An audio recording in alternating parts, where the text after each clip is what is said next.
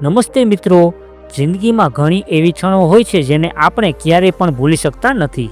ઘણી વખત દોસ્તો સાથે અને પરિવાર સાથે એ વીતેલી ક્ષણોને વારંવાર યાદ કરીએ છીએ. જી હા, હું વાત કરું છું આપણા બધાના બાળપણની. એકવાર પાછો લઈને આવ્યો છું આપણા બધાના બાળપણની એવી યાદો જેને જોઈને તમારું દિલ ખુશ થઈ જશે. કેમ કે એ દિવસો અને બાળપણ તો વીતી ગયું, પણ એ યાદો હજી પણ જીવિત છે અને જીવિત રહેશે.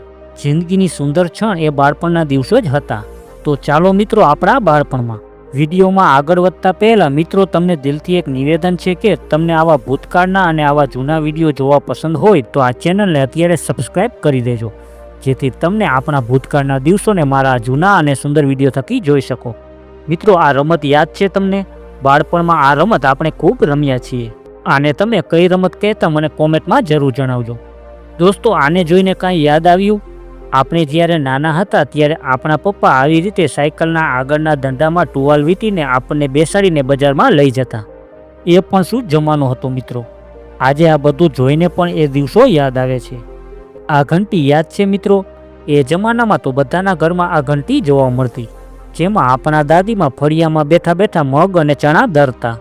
મિત્રો, યાદ છે એ દિવસો જ્યારે રવિવારના દિવસે આપણે બધા મિત્રો ભેગા મળીને ખેતરમાં બોર વીણવા, કેરી તોડવા અને જાંબુ વીણવા જતા, જેમાં આવી રીતે પથ્થર મારીને આપણે કેરી તોડતા. કોણે આવી રીતે કેરી તોડીને ખાધી છે મને કોમેન્ટમાં જરૂર જણાવજો. એ જમાનામાં ગામડા પણ ખૂબ સુંદર હતા. ગામના મોટા વડીલો ગામના પાદરમાં આવેલા વડલાના ઓટા નીચે આવી રીતે બેસતા અને દેશ દુનિયાની વાતો કરતા. મિત્રો, યાદ છે એ દિવસો જ્યારે આપણે સ્કૂલ જતા અને જ્યારે સ્કૂલમાંથી છૂટતા ત્યારે આવી રીતે દોસ્તો સાથે મોજ મસ્તી કરતાં કરતાં ઘરે જતા. ત્યારે આજની જેમ ફેન્સી સ્કૂલ બેગ નહોતી, ત્યારે આપણે આવી રીતે સંકોચ કે શરમ વગર કાપડની થેલી લઈને સ્કૂલ જતા. દોસ્તો, એ જમાનામાં લોકો પાસે આટલા રૂપિયા નહોતા. લોકો ઓછી સુવિધામાં પણ આજ કરતાં ખુશ હતા. તમે ક્યારે આવા તૂટેલા ચંપલ પહેરીને ગામમાં ફરેલા છો? કેમ કે ત્યારે આપણને આજના બાળકોની જેમ નવી વસ્તુ બહુ ઓછી મળતી. દોસ્તો, એ જમાનામાં ગામડામાં ઘરે ઘરે એકથી પણ વધારે ગાય અને ભેંસ જોવા મળતી. ત્યારે જમવામાં આપણી બા પરાણે ચોખ્ખું દૂધ પાતા, તો પણ આપણે નહોતા પીતા. આજે જ્યારે ડૉક્ટર ચોખ્ખું દૂધ પીવાનું કહે છે તો ક્યાંય ચોખ્ખું દૂધ જ નથી મળતું. મિત્રો, યાદ છે શિયાળાના દિવસોમાં આપણા બા વાડામાં બેસીને આવી રીતે છાણા થાપતા, જેને આવી રીતે ગોળ ગોઠવીને ઉપર છાણથી લીપી દેતા. એને શું કહેવાય મને યાદ નથી, તમને ખબર હોય તો મને કોમેન્ટમાં જરૂર જણાવજો. આ એ જમાનાની દુકાનો યાદ છે તમને?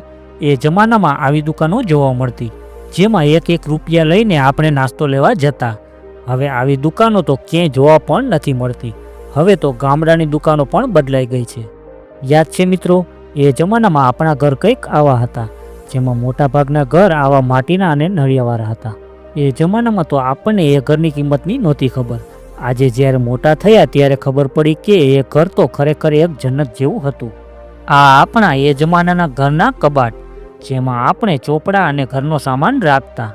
એ જમાનામાં ગામડાના કાચા રસ્તા કંઈક આવા હતા, જેના પર ચાલીને આપણે રોજ સ્કૂલ જતા. આખો દિવસ એ કાચા રસ્તા પર ચાલતા. શું દિવસો હતા એ! આજના બાળકો તો મોબાઈલમાં ગેમ રમે છે, પણ એ જમાનામાં આપણે આવી રીતે લખોટી, મોયદાંડીઓ, ઠીકરીદા અને ભમરડા જેવી રમત આખો દિવસ રમતા. આ આપણા જમાનાની ગેમ. આજે પણ તમને યાદ હશે આ ગેમ.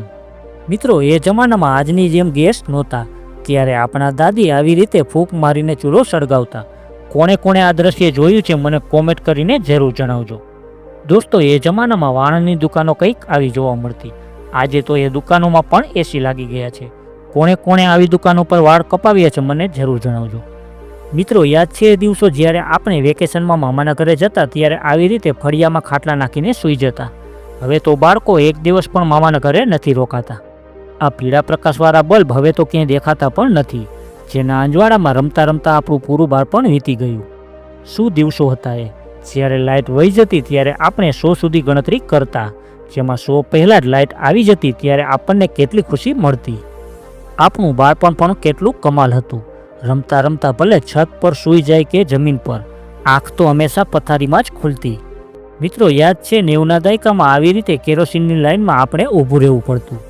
4 મિત્રો, 2 સાયકલ અને ખાલી ખિસ્સું, અને ત્યારે આપણે વિચારતા મોટા થઈને ખૂબ સુખી થશું. પણ ત્યારે આપણને શું ખબર હતી કે બાળપણથી મોટી ખુશી કંઈ જ નથી. આ કાતરાને જોઈને તમારા મોઢામાં પણ પાણી આવી ગયું હશે. મેં તો બાળપણમાં ખૂબ ખાધી છે આંબલી. જો તમે પણ ખાધી હોય તો મને કોમેન્ટમાં જણાવજો. દોસ્તો, એ બાળપણના દિવસો પણ કેટલા અણમોલ હતા, જેને યાદ કરીને પણ આજે આંખમાં આંસુ આવી જાય છે.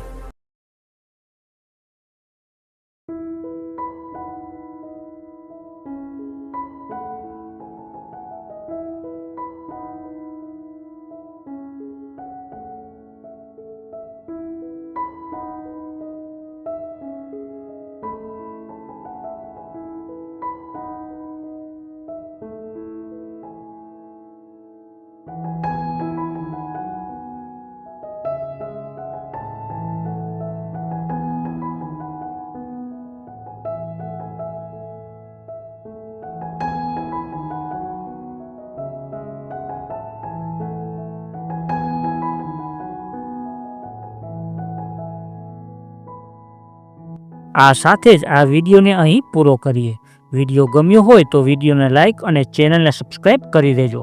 ફરી મળીએ આવા જ એક બીજા વિડીયોમાં.